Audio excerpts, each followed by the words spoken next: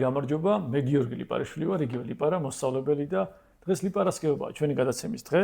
ეს კი არტისტული ყვავილებია გალაქტიონ ტაბიძის წიგნი და არა მარტო გალაქტიონის, ყველა წიგნი, ვინც ამ წიგნს წაიკითხავს და არის ამ წიგნის განახლებული გამოცემა, ზუსტად ისეთივე მსგავსი, იდენტური როგორც ეს წიგნი 107 წლის წინ გამოიცა 1919 წელს და ახალშობილმა გამომცემლობა ბუკინისტებმა გამოცა ეს წიგნი, რომლის პრეზენტაცია სულ ცოტა ხნის წინ თბილისის წიგნის ბაზრობაზე იყო. საოცარი წიგნია, ერთ-ერთი გამორჩეული ქართული წიგნი ზოგადად ქართულ მწერლობაში, რომელიც ღირსეულ ადგილს დაიკავებს ყველა წიგნის თაროზე და რაც თავარია ჩვენს გონებაში. ამ წიგნში შესული ლექსები გალაქტიონის 1914-1919 წლებში დაწერილ ლექსებს აერთიანებს და შესაბამისად თავისუფლების სურნელიც კარგად დაკრავს აქ არსებულ ლექსებს. შესაბამისად, დიდ სიამოვნებას ნახავთ, როცა ამ ლექსებს გაეცნობით, მე სანამ ბოლომდე არ გავედი და არ გადავიმეორე, მანამდე ვერ მოვისვენე და ერთ-ერთი ლექსი შევარჩიე წასაკითხად დღეს, კარგად ცნობილი ლექსი გალაქტიონის, რომელიც დიდხანს მეგონა რომ მარტო მამაზე იყო, მე მეგონა რომ მხოლოდ სამშობლოზე იყო. მოკლედ ამ ლექსს ქვია მამული.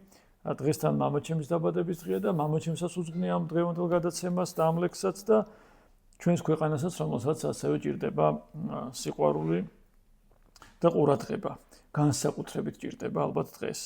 მოკლედ ლექსი ასეთია, რომელიც ჩემი ბავშვობიდან მახსოვს და ძალიან მიყვარს, იმიტომ რომ გალაქტიონმა მასწავლა ლექსის სიყვარულით და პირველი ძველი გამოცემა, სადაც გალაქტიონის ლექსებს ვკითხულობდი, ახლა შენახული მაქვს, იქ წარწერა იყო, როცა მამაჩემმა დედაჩემს აჩუქა გალაქტიონის ლექსები. მოკლედ ვკითხულობთ გალაქტიონ ტაბიძის ლექსს, წიგნიდან არტისტული ყვავილები, მამული. ცვრიან ბალახზე თუ ფეხში შველა არ გავიარე რა მამული. წინაპართაგან წავიდა ყველა, სხვა ხალხის ისმის აქჟრიამული. გაშალა ველი ნელმანიამა დამელანდება მემის წიაღში, მოხუცი მამა სასხლავით ხელში დადის ვენახში. აქ თითო ლერწი და თითო ყლორტი, მასე ოცნებას დაემგვანება.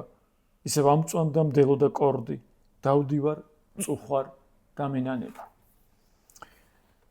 სულ ეს იყო დღეს რაც მინდოდა მეთქვა, ამ ლექსზე ძალიან ცოტა, გალაქტიონზეც ცოტა, ამ ბუმბერას პოეტზე და ავტორზე.